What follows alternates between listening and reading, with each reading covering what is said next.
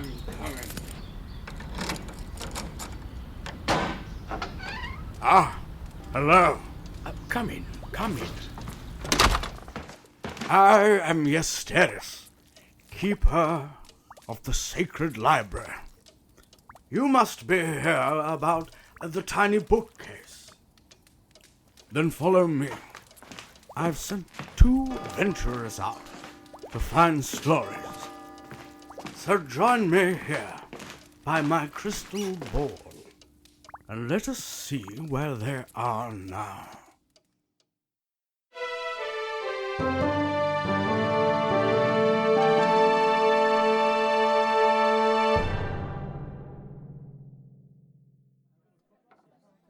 Some nuts. What? No, I'm okay. Oh, heads up. That is Yisterrus. Who? I'll ask the questions here. What is this dive called? The Hanging Goblin. I see. And who may I say I'm being addressed by? Oh, I'm Brad Rawlinson. I make YouTube videos. You make what? It's complicated. Extremely. Fine. Keep your secrets to yourselves. I just want your stories. Of course. Nico, be a chap and start us off. This time it's The Fisherman. It is? Okay, yeah, I've got something for that.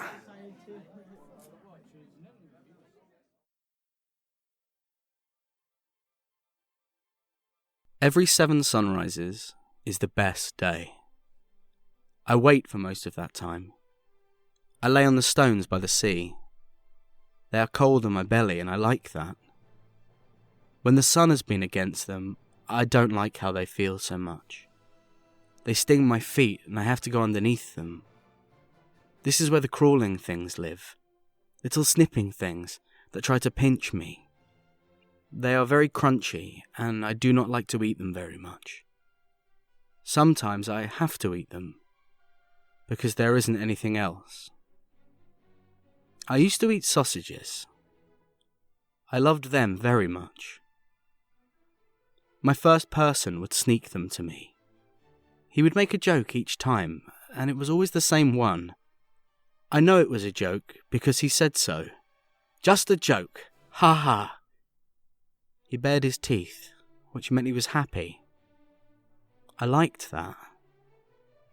He would say, "Whoops, drop that one, must be this rubber fork." And he would drop the sausage where I could get it. Just a joke. Ha ha. We would both eat sausages then, which was very nice. We would both do many things. We would sleep inside, where the wind didn't bite you when you were trying to sleep. We would go on walks together, which were very much nicer than walking alone, and often ended in sausages. One day we stopped going for walks and eating sausages, and my person lay down a lot. He was shaking a lot of the time, but he did not make a fire in the grey place like normal. I lay with him, but he just became colder, and soon he did not scratch my ears anymore. I do not know why he didn't love me then. No matter how many times I called to him, he never turned to face me. Eventually other people came, and they made me go outside. When they were gone, so was my person. I waited for him to come back for 8 whole sunrises, but I was so hungry that I had to go away. I went to our sausage place, where the people drank the foamy brown water. They would be silly and fall over. Many of them would rub my belly. I was a good boy.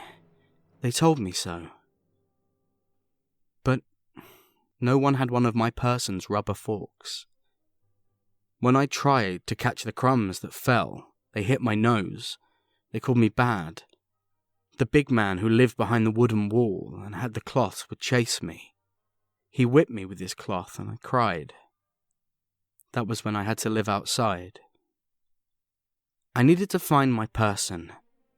He used to go away for a few sunrises at a time, When he came back, his face was salty when I licked it. He would be cold, but he always bared his teeth and squeezed me. He would bring little tasty things, and we would always have sausages then. They were the best times. Perhaps if I waited there, by the big water, he would come back on the small house with all the other people. Then he would scratch my head and I would lick his face. So now I lay on the path that stretches over the water on every 7th sunrise. The small house floats in and the men get off. Some of them used to greet me and pat me. Some even fed me. 1 or 2 still do, but I hear the voices of the younger ones. They did not know me when my person used to come back on the floating house. They say I am small and weak, that I smell. Perhaps I do, but I am not concerned with this. I am sad when they kick me, but I try not to feel it. When my person comes back on the boat, I have to be a good boy. No limping, just a good boy, and then we can have a walk, and we can have sausages. I have not had them for a very long time. I have stopped counting how many times the house has come and gone. I stopped at the highest number I could think. Sometimes it comes back for a long time. Once some men came, and they used strange things to lift it out of the water, and I could see the floating house's belly. They used knives to pluck little white shocks from its underside. I found meat in them, but it was not nice. Other times it would come back and its nets would be light, and they would go away again almost as soon as they had returned. Every time it comes, I check, and I will never miss one, even when all I have eaten is crunchy crawlers from under the rocks. I go, because my person may come back. But always it is the same old men, and the new ones who hurt me, and the nets full of fish. I like fish. Not so much as sausages, but it is nice in my belly, and it means I can go to sleep and not worry about waking up in time. I worry a lot about waking up for my person. Some days it is hard to wake up. I heard one of the men say I had waited for 6 years, and that was such a shame. He patted my head, and he had sadness in his eyes. I do not know what a years is, and I do not know why he would lie. Tomorrow is the 7th sunrise. I have not found anything to eat since the floating house came last time. I am very tired. I will try and sleep, and hopefully my person will come home with the sun. We can go for a walk and have sausages. Until then, I am very sleepy. I shall close my eyes. Just for a moment. Well, thanks for hitting me in the chest with a hammer, Nick. That was... You said, we said fisherman, I thought sad dog, immediate sad dog. Oh. Absolutely wretched little canine. Yeah. Bastard. Oh. Well, that's a distinct turn from the usual comedy and eroticism, Nick. Well, I was actually really worried about this one, because it's not a style I ever write in. And especially, trying to have a dog's internal monologue, having really simple sentences without the flourishes that I would normally use to give character. So it was like, how raw an emotion can I lay out? Mm. And I think it went okay. I think it worked. I think you really do feel just the horrendous depth of sadness that's left behind by such a big love. His love of sausages, right? Yeah, sausages. Yeah, of course. Yeah. Reading it then, I realised quite how many times I had written down the word sausages. I was like, is this too much? Is this too many? We're going to need some sort of sausage counter for that story. Just add a ping. just the word bangers every time. Have you ever actually had a dog? 'Cause I know you've got a I know you really like small dogs. I know you like Gaspode and Pratchett and all that do. kind of thing. I have had a couple of dogs. Had a boxer called Archie, who was amazing, and never realised he got big. And we had a little staff. I wasn't quite expecting the first story I was present for to be so somber. I guess. Were you looking for goblins and wizards, Brad? Kind of, yeah. Or just like, I know you two. I know what comes out of your brains. But no, it was. I was getting strong flashbacks to the Futurama episode. Oh, yeah. You've seen it.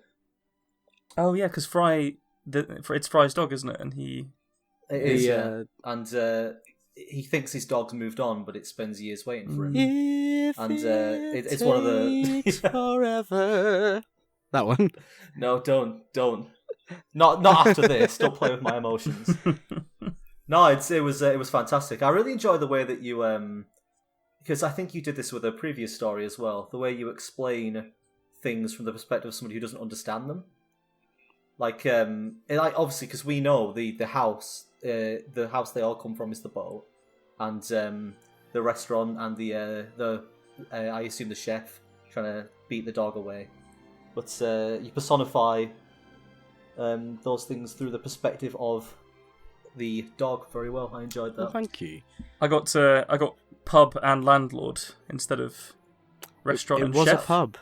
Brad is just classier than we are. He is just classier than me. Yeah, I've just got pubs on the brain. I just miss them. Okay. I cannot remember the last time I went to a pub. It's been a while. I think the last time I went to a pub it's been a very long time. Was in Cambridge, and that was in February. So that was. Oh, bloody hell. Shout out to the Haymakers. Excellent local pub.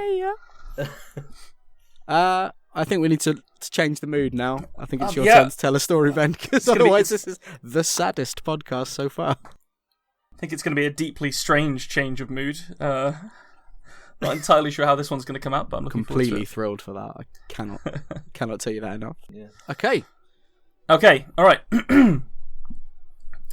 Nick, can you give me a American voice that I can try and copy? All right, you want like a California thing? No, a bit more like Middle America. Got Trump. Like, it's a great wall. The crooked Hillary. She's just. I was at the store the other day and I saw the crooked Hillary. She was putting her emails. She was cramming them all into a bookshelf. Absolutely unreal. She was there. She was buying my book, trying to learn how to be. You should have done your story in that voice. Wow, it's been a long time since I've had sausages. Hey, we used to go for the best sausages. I got the best sausage guy in all of New York. We go for sausages, the greatest sausages, American sausages. None of these China sausages. Fuck yeah.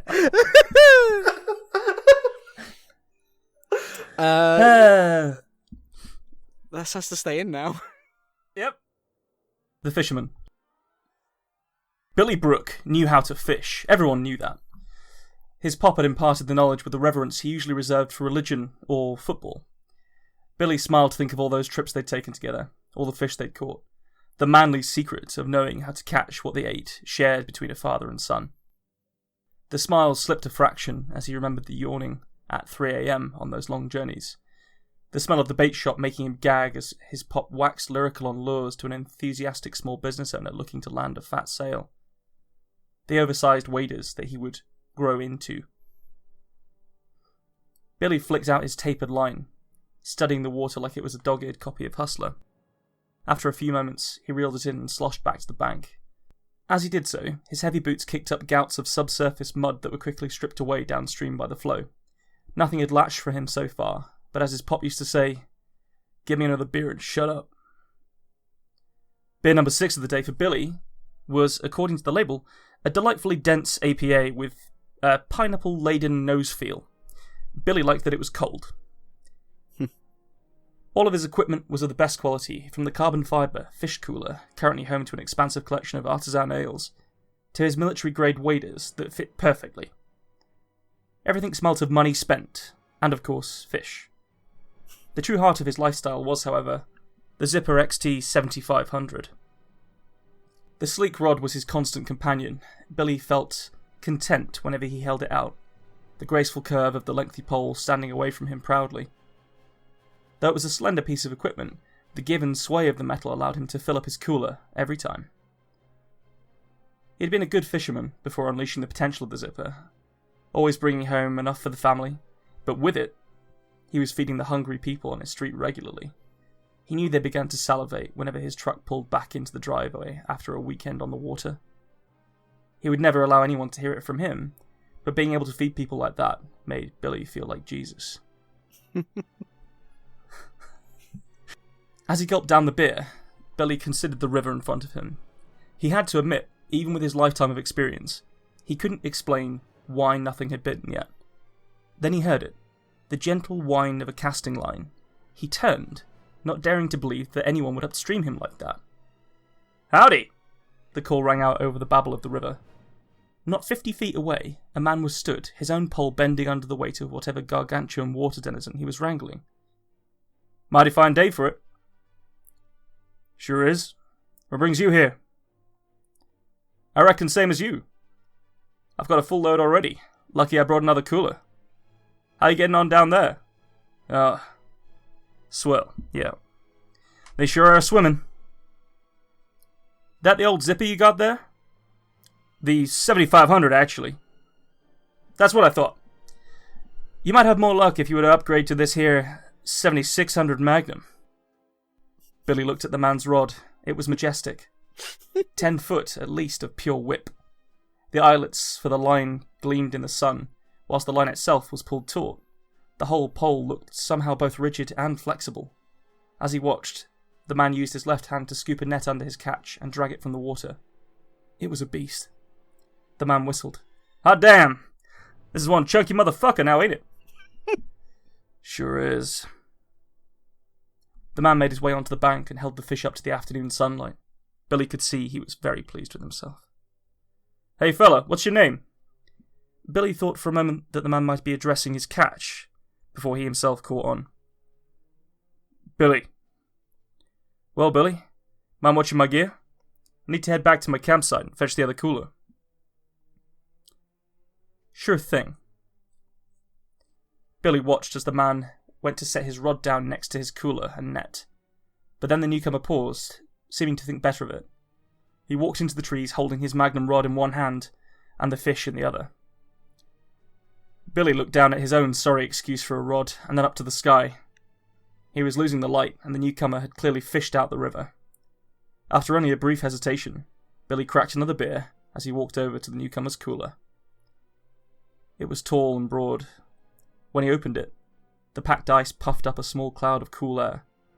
Billy breathed in the scent of the fresh catches as he surveyed the contents. Nothing below a medium size, and all healthy looking. A true treasure trove of meat. This was the kind of cooler Billy dreamed about bringing home to his family. The kind of cooler his pop had never achieved. Billy heard the whine of the line again. This time, felt a tug on his face. He dropped his beer and put his hand to his cheek, where a beautiful homemade lure had hooked into his flesh. "What the fuck?" Billy mumbled, as blood and saliva mixed between his teeth. He looked down the line and saw the newcomer had returned. He was holding his rod out, his left hand on the reel. "Who taught you how to fish, going around stealing another man's catch like that, Billy?" "I wasn't stealing!" Billy grabbed at the weighted line and tugged. The newcomer allowed the line to give, and Billy tried to use the slack to free the lure from his face. He had almost got the barbed hook out when the newcomer reeled quickly and snapped the line taut again. Billy felt the blood creeping through the stubble on his jaw. "Ugh! Fuck!" The newcomer seemed exhilarated. "Woo! Looks like I got a live one here!" "Stop it!" Billy shouted, as the fisherman tugged left and right. Blinding anger flared up from somewhere in Billy's belly. The kind of anger only triggered trauma can impart. Billy closed the gap between himself and the newcomer in a few leaping strides. He thumped him once in the side of the head, hard. Billy then snatched up the slack line that was now dangling between them, and looped it over the newcomer's head twice before pulling on it with all of his weight.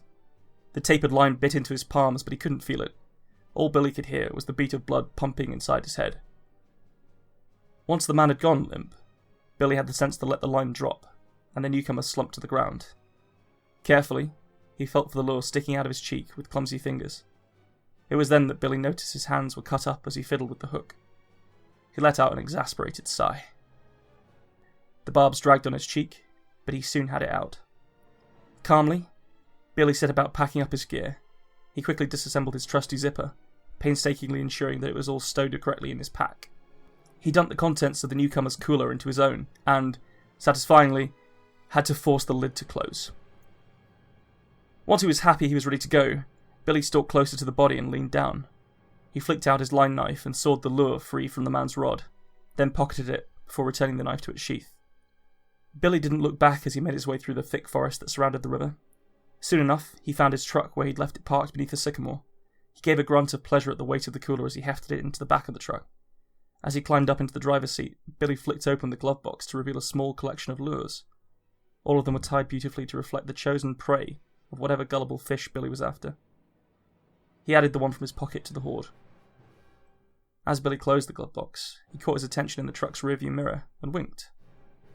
Billy Brooke knew how to fish. Everyone knew that. I mean, I thought it was going to become Brokeback Mountain, and then was pleasantly surprised when it turned into a murder. That was, I felt incredibly childish for quite a portion of that story. Every time you said the word rod, I had to go, It was somehow flexible and stiff at the same time. I was like, oh no. Just describing the length and the bend. That's right. And how majestic it was. Ooh. Nothing quite like a 7600 Magnum. Did Billy not take the 7600 Magnum? They'd be able to trace it back to him, Brad. Never killed anyone before?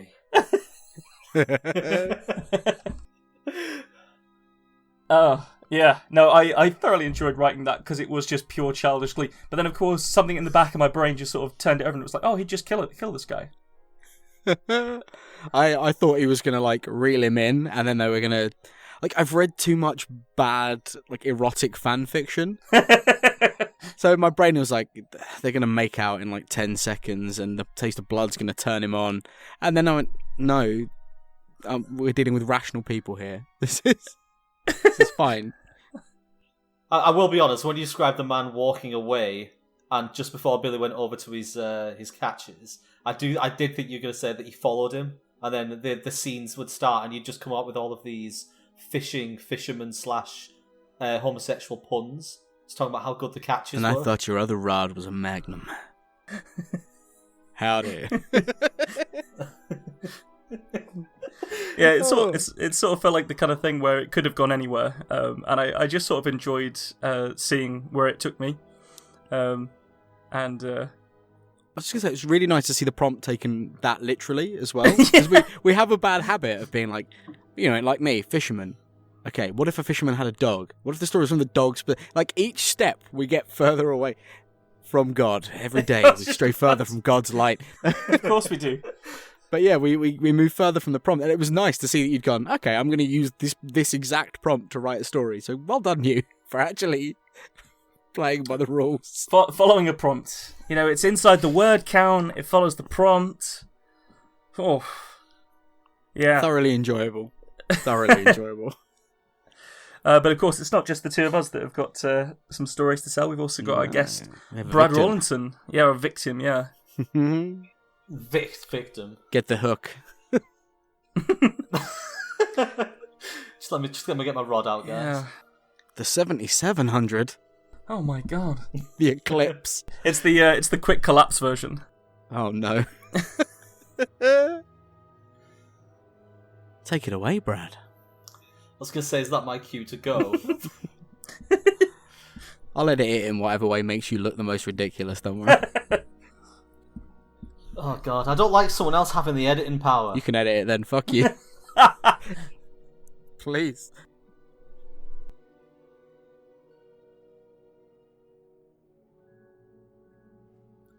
Joel couldn't believe his eyes. There he was, the Fisherman. Through the thick fog and the thicker darkness, it was difficult to make out more than just a silhouette, but there was no mistaking it. He was there, just as the story said. A lone boatman drifting across the still water of the lake. Joel shuffled uncomfortably, careful not to disturb the rusty tackle box that was wedged between his foot and the dilapidated workbench.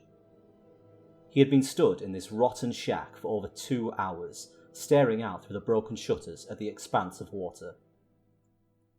His arms were sore from leaning against the hard, cold wood of the shack's crumbling walls. His legs were tired from balancing carefully amongst the clutter strewn across the rotted floor. His clothes were dirty. He was hungry. He was tired. But it had all been worth it for this. Confirmation. The Fisherman is real. Joel had been sceptical from the first moment he heard the legend. After all, ghosts weren't real. They were just a fool's way of explaining things that they themselves couldn't explain. Doors closing on their own. Belongings not where you left them. Strange noises in the night. Ghosts, they'd all say. But Joel knew there was always an explanation. And that is why the story of the Fisherman so intrigued him. Everybody believed it. No matter who he spoke to in the nearby town, the legend of the mysterious man who appears only on the 1st of October in the dead of night was not a legend, but truth.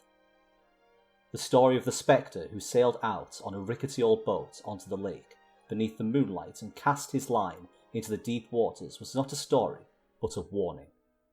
Do not go near the lake on the 1st of October, or the Fisherman will get you. Joel would always argue when he heard the tale. Maybe, just maybe, it's a man going fishing, he would say sarcastically. You don't understand, boy. There hasn't been a fish in that lake in over 20 years. Perhaps he just lives nearby and enjoys being out on the water. Nobody lives nearby. Everybody within miles of that lake lives here in this town. So, someone on vacation then? On a single day, at the same time, every year? No matter what he asked, the answers were always the same. Joel had never believed a word of it. There was always an explanation. But there he was, a dark, cloaked figure, perched inside an old boat floating upon the lake. The spectre was illuminated only by the moonlight creeping through the nearby treetops, and a small lantern attached to the bow of the crumbling vessel, but it was unmistakably there. Joel could even see the fishing rod that the apparition had in its hands. The boy turned away from the lake and sunk down below the window. Perching upon the tackle box, his mind was wrestling with this sudden turn of events. The revelation that he had been wrong all of this time. Ghosts do exist. But then Joel realised something else. A realisation which slowly sunk into his throat and began to throb deep within his stomach. If the stories of the Fisherman were true, so was the punishment for those who see him. If the Fisherman catches you snooping on him, he'll start cutting your body into tiny chunks and casting you piece by piece into the water, trying to lure in the fish. But there are no fish in those waters, and so he just keeps cutting until there's nothing left. Joel panicked. He had come here out of skepticism, arrogant in the knowledge that he would see nothing but trees and water. Confident that he would return to town, a legend of his own. But he had witnessed more than just that. He had seen the Fisherman, and he prayed that the Fisherman had not seen him. Joel carefully stood back up and once more peered through the broken shutters at the lake. The boat was gone. The Fisherman was gone. Joel breathed a sigh of relief. And then he heard the footsteps. the sound of heavy boots thudding against the boards of the jetty outside of the shack. Joel stepped backwards and turned to run. He heard a loud crack. Beneath his foot, the rotten floorboards of the shack gave way. Joel began to fall, his arms flailing around him for something, anything to stop him crashing onto the ground. He grabbed for a shelf, but it came loose from the wall, and various cans and containers joined the boy in his fall. The hanging rope he grabbed did not pull taut and simply snapped under his weight. Joel sank into the floor. He couldn't move. He was trapped. A dark shape passed by the broken window. Joel began to tremble. The footsteps continued towards the door of the shack. Joel's breathing intensified. The handle began to turn. Joel felt a tear rolling down his cheek. The door opened, and a dark figure stood silhouetted in the open doorway. Two pale eyes, illuminated by a slash of light breaking through the roof, were fixed on the boy. "You shouldn't be here." His voice was deep, hoarse, and it resonated through the wood and the metal that Joel was buried in. The terrified young boy tried to scramble away from the haggard spectre, but it was no use. The fisherman stepped closer, and with every step, the floorboards groaned. "It's not safe for one so young to be out here, alone." Every word that escaped the fisherman's mouth felt worn, aged, stretched. Yet, in that aching voice, Joel detected something he did not expect. Concern. The cabin shook as the monstrous figure took another step towards the boy, and then the fisherman reached out a hand. Joel flinched away from it. Please, Mr. Fisherman, please don't cut me into pieces." There was a silence disturbed only by the wind and the water lapping against the banks, and then the fisherman laughed. Joel was still on edge as the mysterious man examined him outside under the light of his lantern. The shards of wood and various fishing accessories had not been kind to his clothes and exposed skin, but for the most part he wasn't hurt. A rusty fishing hook had left a rather nasty cut on his arm, however, which the fisherman was in the process of cleaning.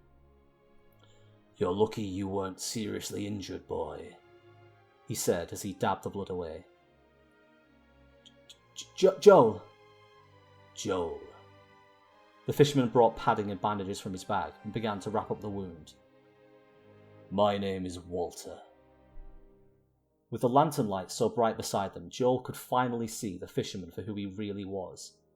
A man. An old man, clearly in the twilight of his life, but still a man of flesh and blood. His long grey hair, which was previously hanging over his face, was now tied back, revealing leathery, pale skin and sharp features. Joel could see how this man could easily be mistaken for a spectre, out here alone in the middle of the night fishing in a dead lake. There must have been an explanation. After all, there is always an explanation. Joel broke the silence.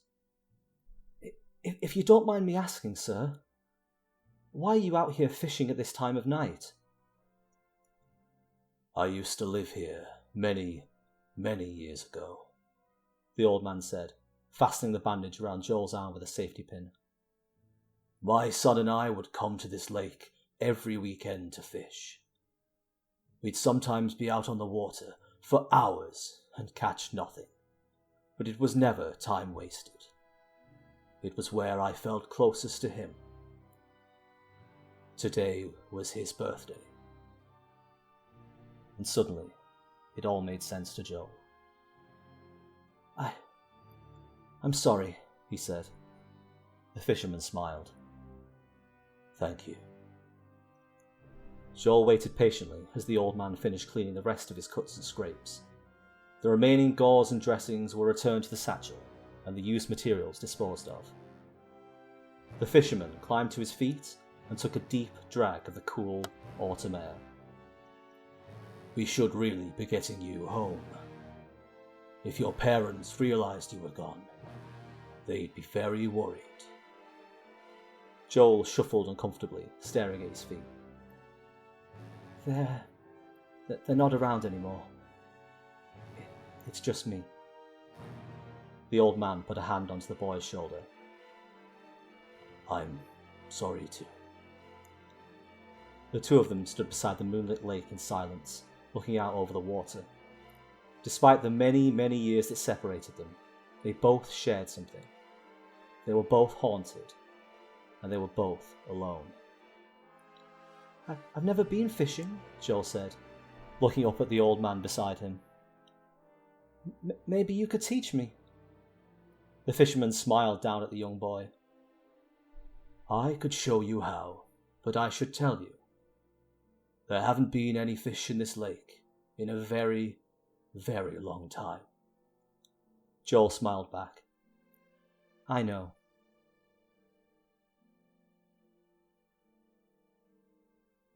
How dare you? How dare you pull an emotional switcheroo on me? I expected ghosts! I wanted a ghoul, a spectre, a horror. And you gave me a fucking father figure. Yeah, I was still holding out the end that the old man was just going to, like, eat him somehow.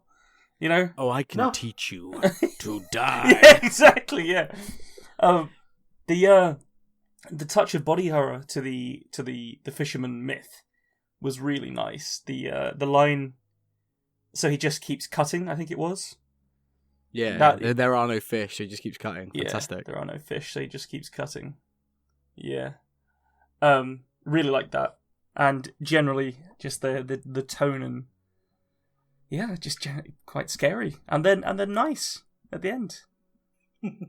I wanted to do I actually wanted to end with a happy ending because, I kind of liked. I wanted to write something like horror-wise, but then I thought, well, I don't really want to just do a horror story. I want there to be some kind of twist. Yeah. So I like the idea of flipping it over and making it so that, the more information you got about it, the more you realise that these two are actually. You know, they're probably going to be good for each other. You absolutely score multiple points with me as well, because the thing I find the most irritating in horror fiction is when it's just like, and no one ever really knew why the ghost was there, or no one knew what had brought the demon into this. Don't tell me no one knew. You wrote the script. You tell me. So thank you. It's strange, actually. No, not a problem at all. Yeah, it started out as I wanted to do the story of when I got the prompt, the fisherman. The first image that came into my head was a lone man floating on a lake, and I wanted to play on that. And the original story was going to be first person, and it was going to be a fisherman recounting the first time he went fishing with his son. And the reveal at the end would be that he was actually alone, and he was talking to his son who wasn't there. Okay. I didn't know if I could stretch that into the full length of the story and make it work, so I ended up going on a different angle and adding in an extra character so I could get the perspective from them. No, my brain just deleted that thought. Don't worry about it. I was thinking about the physical description of the fisherman, and I had a very strong image, especially after the emotional turn, of the old guy from Home Alone who does the shoveling. Ah, yes. With the long grey hair and the kids making up nasty stories about him, and yeah, I thought that was actually quite nice to not reference, but like to clearly hit a bit of nostalgia. Invoke a bit of nostalgia for me. I didn't make that connection, but no, you're right. That's almost the exact same thing. The old man, everyone thinks is like horror stories. He's a murderer. He cuts people up, and no, he just turned out to be a father who wanted to see his daughter. I think it was. He'd become estranged from his daughter, I think, in the movie. Yeah, it may have been his granddaughter, actually. She was in church, that was it, yeah. Performing in the choir, I think. Yes, no, you think you're right. Yeah. At the other end of this, it turns out that the fisherman prompt, mine was full of sausages, yours, Ben, full of rods, and you said the word tackle quite a few times, Brad. I actually can't believe I didn't make any jokes about tackle in mine. I that's just leaving pure comedy gold on the floor there, isn't it? That's ridiculous. Right. So you told me earlier I'm not allowed to call you a YouTuber, Brad, but you make YouTube videos. Yes, I do. Tell us about it. Well, it has two parts, I suppose. The part I actually get paid for is that I'm one of the editors on the Fact Fiend channel. For anyone listening, what is Fact Fiend? Fact Fiend is a, I guess, comedy-based YouTube channel where Carl Smallwood will take an article he's written and sort of riff about it with someone behind the camera. Okay. And what's the other part? The other part is that because obviously the YouTube scene is something I very much enjoy, I have myself been trying to scrape and claw my way into it, so I have been making my own videos. I think scrape and claw is unfair on yourself. Shameless plug right there. Well, we will do a proper plug for you. So I know you do gaming stuff, and you do gaming stuff with your mum as well, which is brilliant. Totally works. Yeah, my mum and I obviously live quite far away from each other, which is soon to be extended because I'm moving further away from her. So it's just a nice way to keep in touch. This is him telling you he's just not that into you. Sorry, Mum. I don't think my mum knows this exists, so if you leave that bit in, she never will. If your mum doesn't know this exists, you're definitely not meeting your end of the putting this out there deal, Brad. That's... I wasn't aware that I had to immediately send it to my mum. Of course. Is this because like it's in your contract, the go-to phrase? Send it to everyone and their mum. I just want your mum to hear my dog story, Brad. That's all. I just feel like she'll appreciate it. All right. I tell you what, I will 100% send this to my mum. So, hey mum, thank you for tuning in. These guys are really happy you're listening. We're really happy you're listening.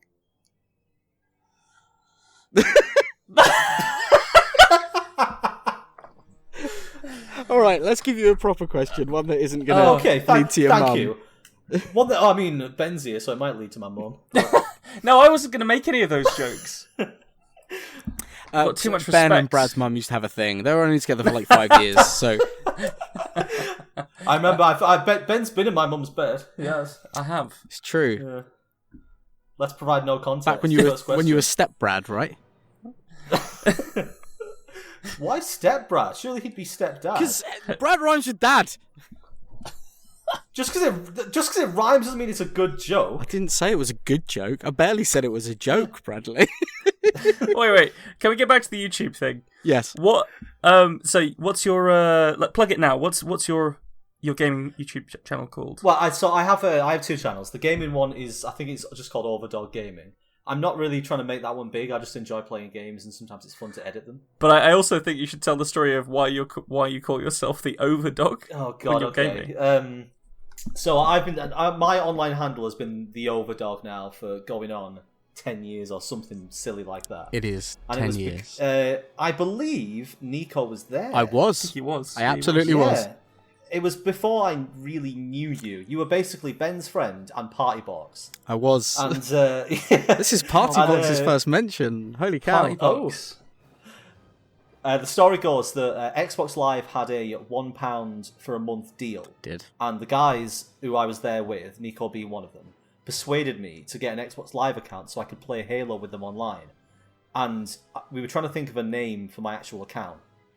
But during this sort of conversation, Gary happened to mention... Gary, I assume, has he been on? Gary from episode 2. Yes, Gary from episode 2. Yeah. Gary happened to mention that I'd not played Halo before. So he said to the others, go easy on Brad, he's the underdog. And I don't know if I'd been drinking. Yes. Or if I'm just naturally hilarious. Naturally hilarious. Don't cut that out, it's fine. Just like then. That was naturally hilarious of you there, Brad. I turned around and shouted at everybody, I'm not the underdog, I'm the overdog, bitch! I'm not sure if the bitch was there, but I've added it now. The bitch has come with time, I think. You know, stories get elaborated upon. It'll be a long speech in a few years' time. But then... Imagine you telling this to your children. You know, I stood there on the beach and I looked across the waves and I said, I'm not the underdog. I never was. There is no part of me that is under or canine. I struck him across the brow and I said, I'm the overdog. I always was. You never caught me, see? I'm never going to finish this story now, am I? Yeah, I'd like to say that Brad Rawlinson fought the good fight. You either get busy living, or you're the overdog. Once you guys start doing your voices, you're just gone. Are you talking to me? I don't see any overdogs here. That's the end of the story. That's the end of the story. I made a joke about being called the Overdog, and that became my name. Done. And what's your other YouTube channel? What's the one you are trying to make popular? The one I'm Apparently trying to you don't want that one to be watched. So no, I want people to watch it, but I'm not trying to Okay. make it okay. The other one is at the moment it's just sort of stupid Photoshop stuff with footage of me like talking in it. It's really good, yeah. it is genuinely hilarious. But I'm wanting to go back into doing things like short films and sketches, but just stuff I actually really enjoy doing. I think you should have us in some with you, Brad. Well, I will, because I don't know anyone else. And, Nick is essentially a professional actor, so, free. I don't have to pay you, right? You don't have to pay me. Anyone listening, email in about my rates. Brad, I'm going to ask you a proper question. We've derailed, we're going to re-rail, and then immediately derail again, Let's sure. get back on these rails. Okay. I got a proper question. What are you reading at the moment, Brad? Oh, this is going to be a big one. So, I'm not a massive reader, unfortunately. I actually want to read more, but it's one of those things where I have a really bad habit of starting a book, getting like a chunk into it, putting it down for too long, and then when I come back I have to read the start again. Yeah. I've read the first few chapters of Fellowship of the Ring at least 4 times. But in terms of what I'm reading right now, I've currently started listening to an audiobook of Fellowship of the Ring. Ooh. I'm furthest through it than I've ever been. So surely you've been further in the movies. That's I know you've seen those. I've been there. Yeah, of course I've seen the movies. I've seen lots of movies. Unfortunately, I've seen movie adaptations of books, which I hear the books are better of. So yeah, I want to read more. It's often just a completely different medium, though, isn't it? Like, in particular with the Peter Jackson Lord of the Rings movies are fantastic across the board, pretty much. But there are just details that they just couldn't put in, like all the Tom Bombadil stuff. But I'm finding that a lot already. Like finding out, because obviously coming from a movie watcher's perspective, finding out that Merry, Pippin, and Sam always knew Frodo was going and were like essentially planning it behind his back, because they didn't want him to be going on his own. And the fifth Hobbit, of course. How do you feel about the Fifth Bulger Hobbit. Gate? Fatty Bulger? Oh god, like not being in it at all. No, he Fatty, I'll stay here and get stabbed Bulger. Fear, fire, foes awake. Sorry about spoilers for a 75-year-old book, everyone. I was going to say, I don't think he's been stabbed yet, but I think the last mention of him was something about being unfortunately left him behind, so I think I kind of assumed that. Just return to Fatty Bulger being crucified by the ring wraiths. Yeah, I guess what you're telling me there is Fatty Bulger doesn't get out. Oh man, he was the one I identified with the most. He didn't want to leave, and he was fat. You are about to get to Tom Bombadil, and that will be a massive departure for you. Tom Bombadil. Tom Bombadil is where I stopped reading the first time I read it. Oh, wow, this guy's married to a river. What's going on here? It wasn't that. It was the fact that he doesn't stop bursting at a fucking song constantly. And yet we're still friends. Yeah, but you burst into songs that I can sing along That's with. true. All life. You also burst into song. Perhaps we are just bombadils together. Yeah. If you ever get if Dead Man's Whiskey ever gets to the point where you're performing in front of millions and millions of people, will you invite me on stage? If you want. We're adding this bit where we sacrifice someone, so that's fine. What? No, nothing. Yeah. Ben, ask a question. Right, okay, so off the back of that, now you said you want a big reader, but what if you had to pick one, what is the best book you've ever read? Oh, don't do this to me. The best book I've ever read. That is what you said, yeah. Yeah, I'm just trying to think through all 3 of them. No, I genuinely not sure whether I don't. There's never been a book that I've gotten stuck to and enjoyed so much that it's I'll tell other people that they should read it and I'll go back to it. And so it's a difficult question when you're telling someone who I clearly reading isn't something that I'm predisposed to right now. Is this where we find out that you're illiterate, Bradley? Yeah, the story that I just read out, I wasn't reading it from Just from making it Westwood. up as you went along. I've actually got someone else in my other ear. So well, let's expand it to give you a chance then. So we'll expand it like across all media. So movies, radio plays, video games. What's the best, like your favorite narrative piece ever?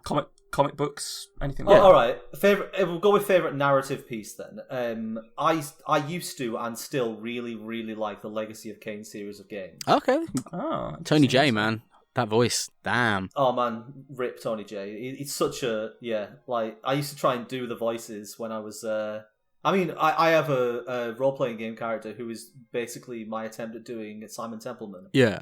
So yeah, it's just a game series where the lore is so it's deep, but it's like I know it's deep because it's convoluted as shit. Like they weren't planning on making a sequel to Legacy of Kain Soul Reaver until like the game was already towards the end of production, and so just changed all the lore and made it up as they went along. It sounds like if you're into convoluted, difficult to follow lore, that reading fantasy books is right up your street. I'm going to recommend a man named Terry Brooks and the Sword of Shannara. Oh my god. Or Shannara. Did we ever settle on have we got an official one? I think I said the Sword of Shannara, I think. So, it's been ages since I read the first one. What I said was, I'm 8, this is way too complicated, what is happening, who are these people, why is this elf's name so long? The first 3 pages is like one dude's name. Like he does to names what Tolkien does to trees, man. It's wild. Oh. But what is it about that series then that makes it the best? What makes it so engaging for you? I don't know. I just got really attached to it when I was younger. It was it's got an incredibly interesting story right from the start of it all the way through to because it has a bit of a time travel element in it, but all the games are also set in different time periods, and there's this really elaborate history between 2 races, which are the vampires and the Hilden, and about how it's like them and their interaction with a particular god, and the vampires are cool blood drinking sunlight hating vampires, not pussy sparkly vampires. And wow, modern Twilight reference. You are up to date, Brad.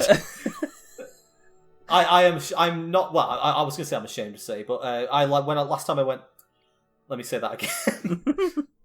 Go on. I'm not ashamed to admit. Last time I went home to visit family, me and my mum binge watched all the Twilight films for the sole purpose of mocking them. I mean, that was my purpose. I think she just wanted to watch them. For the sole purpose of mocking them. Because you could have mocked them without watching them. That's true. She wanted to watch them, and I like watching films with my mum. Is that a problem? I don't think either of us said that it was. You're the only person who's been defensive about this. I just thought if I get super defensive, I can change the subject and you won't make me talk about Twilight anymore. All right. That leads us nicely into the next one.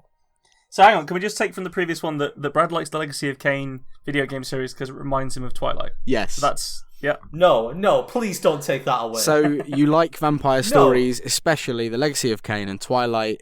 Brad, we'll expand it out of books into all narrative like we did before. Opposite end of the scale. Worst you've come across.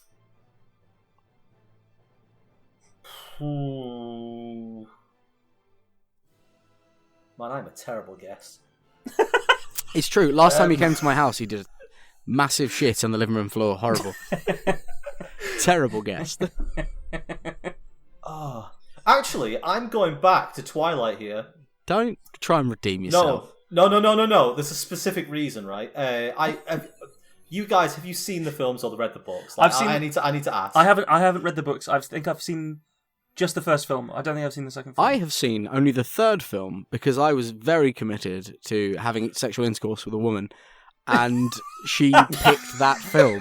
And with no context, boy, is it a wild ride! Holy shit! I had no idea what was going on at all. The third one has some like entertaining bits in it, but let's not get into the merits of that pile of shit, right? Do you guys care about spoilers? Not at all.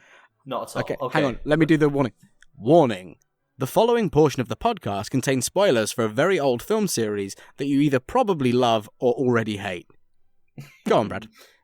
Right, end of the final book/film. Okay. In fact, I think it might only be the film. I looked this up to see whether the book was as bad, but what happens is all of the main characters gather together to face off against the big bads. Oh, I know what you're going to say, And, I think. What, in like you a know what I'm Marvel gonna say, yeah. Avengers sort of style? Kind of, yeah. You've got all of the vampires and the werewolves on one side, then the evil vampires on the other side. And they have this big speech where they're sort of trying to reconcile differences. And it looks like things are going to end peacefully. Suddenly it breaks down, and the patriarch of the family, Carlisle I think he was called, charges across to save someone, I think, and gets his head ripped off. And this is a book series where so far they've like pulled all the punches. Nothing particularly bad or dramatic has happened. All the characters are perfect and can't do any wrong. And suddenly his head's gone. And I was watching this film like, what? And then the fight starts, and one by one, all these main characters start dying. Like they get ripped apart, they get like their necks broken, and the fight gets all this big fight sort of builds up and up and up. And I'm sat there like, this author, is it Stephanie Meyer? Meyer, I think. Yeah. Meyer, This author has done something that other authors are often afraid to do. They've taken this set of beloved characters and added consequences to these actions by killing them off. And like, I'm not a huge fan of the series overall, but I have huge respect for this. Lo and behold, it was all a dream. Isn't it like a fantasy, like a vision that one of them has? One of them presents the vision to the leader of the other side to show him that he will die in the upcoming fight, but they present it as a fight that happens and then pull back to this moment. Okay, that's incredibly so that might, cheap. Yeah, I'm not sure if it happens the same way in the book. I think it's just explained as she shows him a vision, but seeing as we're talking about things that are, like, seeing as I was already on the topic of Twilight, it really, really pissed me off. Because I can't remember why I watched them originally. I think I just generally like to watch films. They were popular. But when you've sat through a pile of fucking fake-ass love triangle, she was never going to be with Jacob. When you've sat through that shit all the way through and endured the terrible dialogue and the awful acting, these abs being out in every fucking scene, and you get to the final film and they pull the rug out from you like that. I wasted years of my life and then went back and did it with my mum. Mum, if you're still listening, I didn't want to watch Twilight. I need to check, because someone explained this to me once, and I don't think I got it. And I want to. You can tell me, Brad, because you are now my Twilight deep lore expert. Great. Apparently, main girl and Robert Pattinson have a baby, and Wolfman... Oh, God, no. Wolfman looks at the baby and he's like, I'ma fuck that. I'll wait till it's legal, but I'ma fuck that. Yeah, so this is another thing that's irritating about that. So, excuse me. She has... Yeah, so Robert Pattinson and Bella, whatever, like... Kristen, whatever she's called, they have a baby, and it's a CGI baby, and it's the worst thing you've ever seen in your entire fucking life. Is it worse than the American Sniper rubber baby? Yes, it's 100 times worse. Like, the thing looks like a demon. In every single scene it's in, you think its head's going to spin around. You think they should have called it Regan. But no, this fucking baby, right? The second that Jacob sees it, he does this thing called imprinting, which they try not to phrase as being sexual, but it's always positioned as being sexual, because every imprint in the series is between a man and a woman who end up fucking. So, yeah, Jacob imprints on this baby, but fortunately, the baby is a magic baby, and it ages to the perfect age of like 25 or something, so that he can be with it. Yay! Does that happen fast? Yeah, does it happen in the same scene? That's why they made it a CGI baby, so they could put the face of the older actresses onto the baby to make it look like it was the same person. Hang on, we got people complaining that they made a CGI Grand Moff Tarkin, and they're making CGI babies that are like 25-year-old women, so Dog Boy can fuck them. How is... People complained at the time, trust me. Oh my God. Seriously, like, if you're next to a computer, I think, just Google Twilight Baby and just take a look at that fucking face. Jesus. We'll tweet a picture of it just because we can. I apologise that this just turned into the Twilight podcast. I wasn't expecting it. I'm going to be honest, Brad. I was not expecting this as much. I'm gonna rake it back in. Like, since we're talking about books, I want to actually give a shout out to a book. Hang on. So when I was young, for some reason, when I was little, I used to read lots and lots of Goosebumps. I was a big fan of Goosebumps. Oh yeah, man! And for some reason, the one Goosebumps book that's always stuck with me is called, I think it's Return to Horrorland, and it was the first ever choose your own adventure book I read. And I loved that book. I would read through it whenever I got to a decision.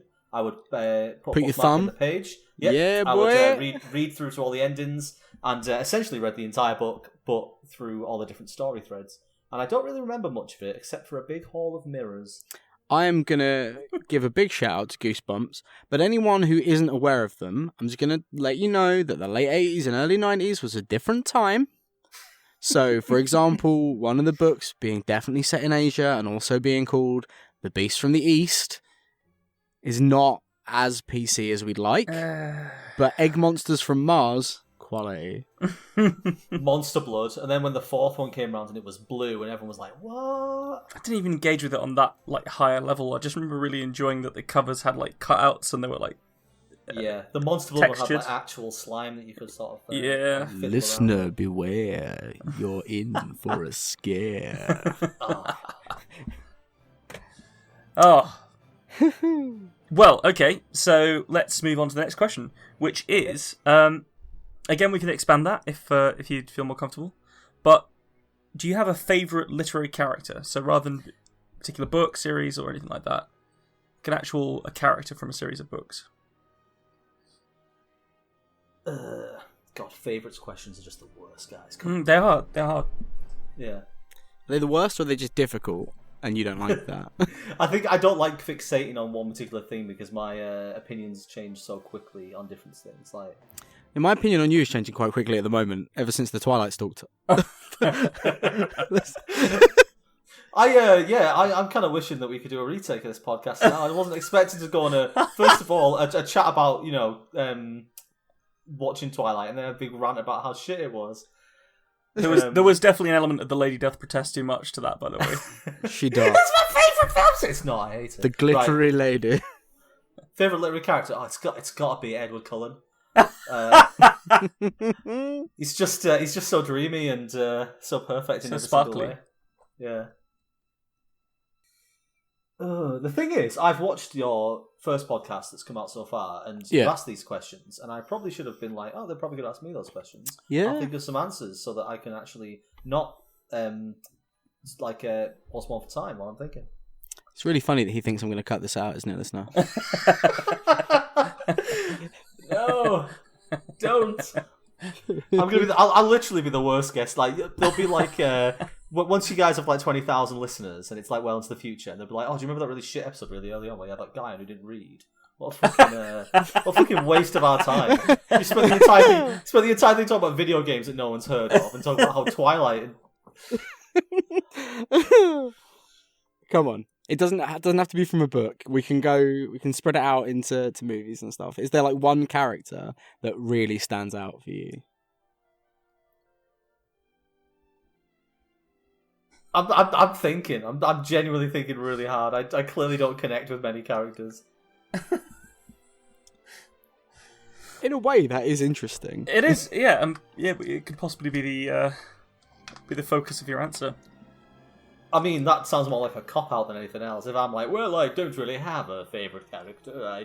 I don't really connect with many of them because I'm so unique in myself. You're definitely going to come off as like an illiterate sociopath. A Twilight watching loon. Just a disclaimer, I have seen Brad reading, so I know that he can read. Yeah, Ben gave me 2 books for Christmas one year. One was Lord of the Rings Fellowship because he was like, this is the fantasy starter set. The other one was the Assassin's Apprentice, which I had to give him back because I already owned it but haven't read it. I need a copy of that. Can I have it? Yeah, it's probably still mucky about, so yeah, you can. Good old Robin Hobb. Yeah, once again, I read about 3 or 4 chapters of it and then ended up putting it down and not picking it back up. I don't know what it is.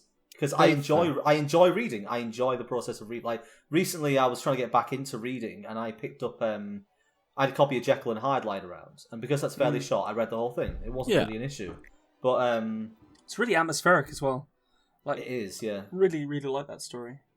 It's a shame that I never got to read it without knowing the twist, I think.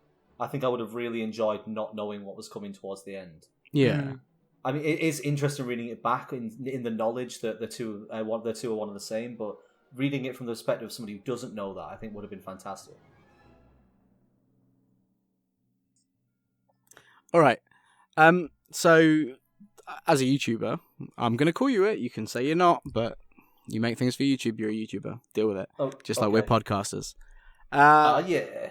So, if you could adapt one property, and we're not going to say a book because we're learning that you're not a big book guy. But if you could adapt one medium, if you could adapt one medium to another, like you could adapt the Viennetta to a 3-act musical, or whatever, anything. What would you want to adapt? Like seriously, what would you want to adapt? Ooh. I'd like to take, you know how they took Battleship and made it into a film? Yes. Yeah. With Rihanna. I would like to take board games and turn them into horror films. So we've got Clue. We've had Clue. We have a Clue. Yeah, the one with 3 endings. Cluedo for the English. What would you? What board game did you have in mind when you said that, Brad? Oh, I'm not sure. Like, you'd have to pick one that everybody knew, like Monopoly. Imagine a Monopoly horror film. But what about Carcassonne with a meeple getting disappeared? There's a meeple in a city, and then a bigger one comes in. There's a fantastic Robot Chicken skit where they do a few movie trailers for different board game movies. So the Hungry Hungry Hippos are kind of like a Teenage Mutant Ninja Turtle thing, except they're all the Fonz. There's a cop duo called Shoots and Ladders. It's I'd recommend having a look if that's your interest. But I think we need to pick a... What do you think was like the hardest one? Frustration. Could you make that into a film, do you think? I think a lot of films just fit into that anyway. Pandemic Legacy? That's life, Ben. It's not a film, that is reality. Imagine a fun employed movie. A fun employed movie could be fun. But not if it's a horror film. Have a horror film where flat rectangular aliens come from space to destroy us, called Cards Against Humanity. Oh no, you're giving me Pixels flashbacks. And they just repeatedly insist that we all become racist. I can't kill that one. Why? It's Madeline McCann, the most powerful of all the Cards Against Humanity cards. Ugh. I can never find that one.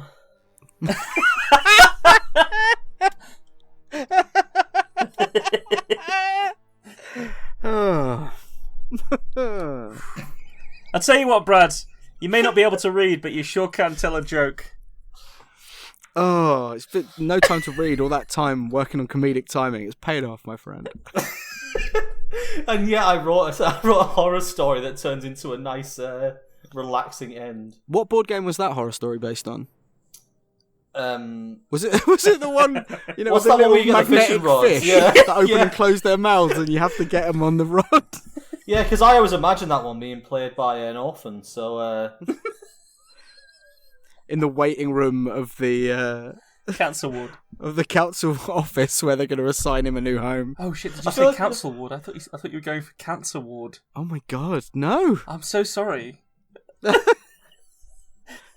kids already got dead parents, man. Does it normally devolve into this with you, sir? No, it doesn't. No, you are the problem. Oh, I guess I'll go then. Well, you can nearly go. We're going to ask you one more, I think. One more, okay. One more Is it going to be one I can actually answer and not look like an It doesn't involve books, so yes. Okay. I think I'm going to let you take this one, Ben. Yeah, definitely. So I'm fairly sure you're going to give us a masterful answer to this one, Bradley. Oh, good God.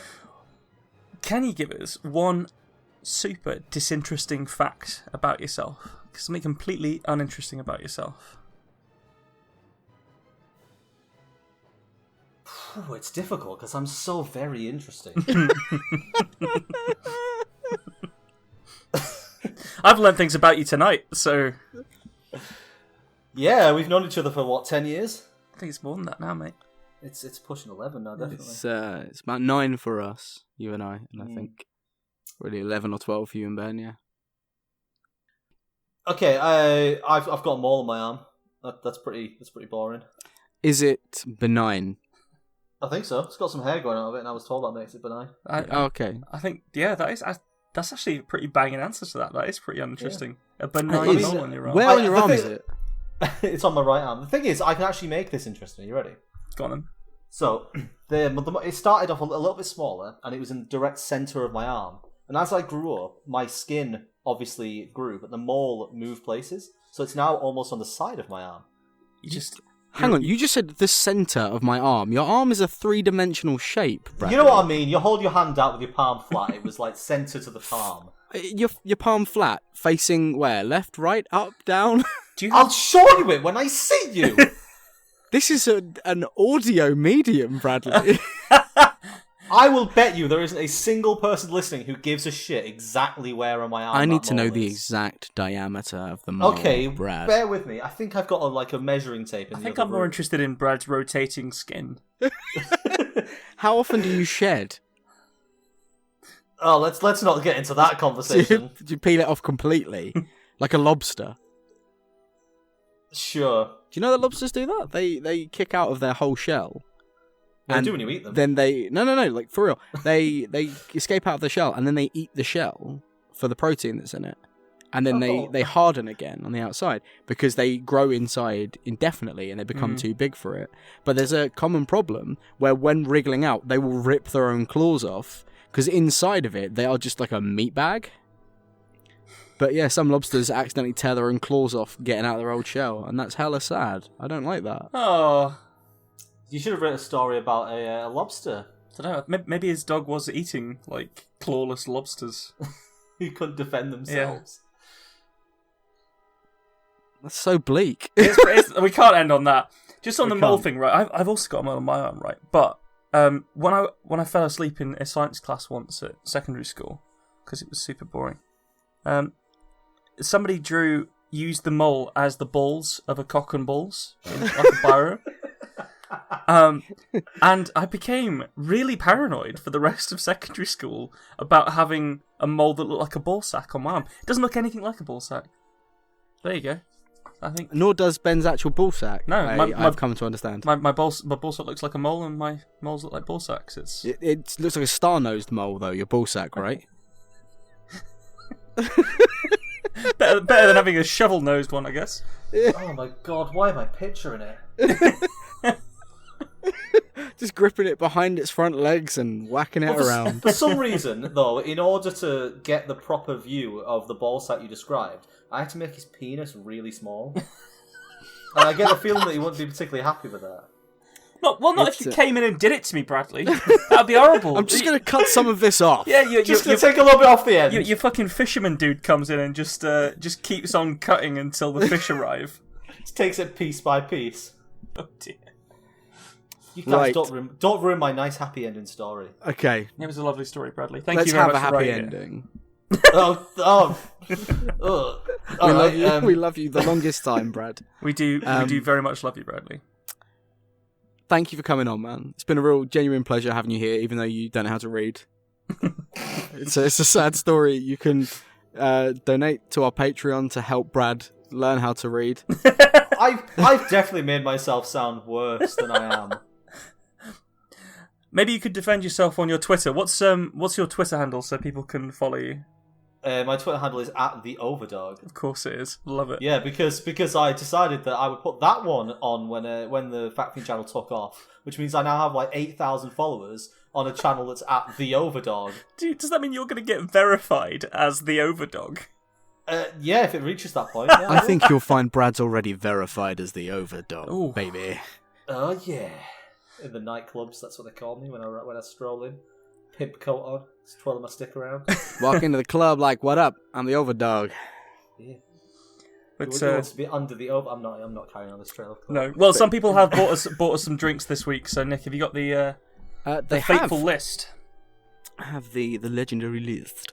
So we have Mr. Matt McLaren, who bought me an appletini, but it was purple. I'm not sure if I should be worried about that, but my head has been a little bit woozy ever since. Shrinking Mr. slightly. Gary Laird, who bought you something that I believe had a shroom dog in it. Can you confirm whether that was more shroom or dog for me? Certainly more dog. Excellent. And Scott Byrne, who didn't buy me a drink this week. He just threatened me with a hammer and called me a snail man. So, thanks, Scott.